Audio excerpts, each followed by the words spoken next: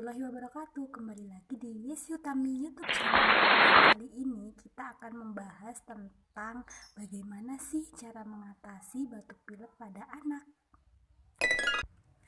Batuk pilek pada musim hujan ini menjadi penyakit yang umum ya, yang diderita oleh anak-anak. Jadi ibu-ibu harus tetap waspada dan gak perlu khawatir yang berlebihan ya.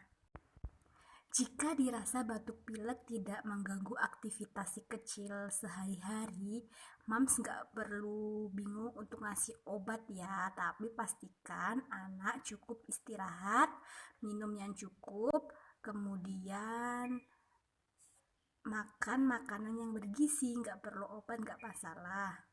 Namun jika batuk pilek dirasa mengganggu aktivitas si kecil sehari-hari seperti rewel ataupun tidur tidak nyenyak gara-gara mampet hidungnya, mungkin itu bisa diatasi dengan beberapa cara ya.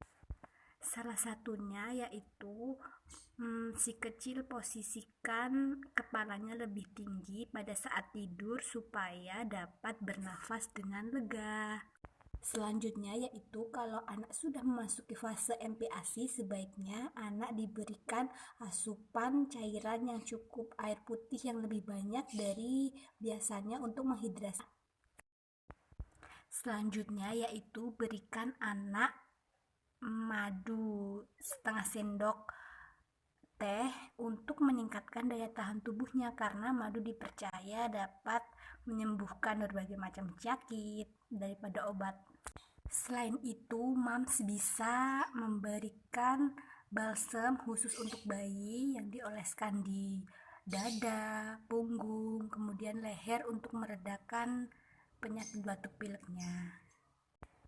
Nah, kalau beberapa cara tersebut tidak bisa meringankan batuk pilek pada anak selama 10 hari berturut-turut, sebaiknya mams segera bawa anak mams ke dokter ya untuk diperiksa. Semoga bermanfaat. Saya akhiri. Assalamualaikum warahmatullahi wabarakatuh.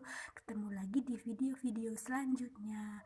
Saya akhiri. Wassalamualaikum warahmatullahi wabarakatuh.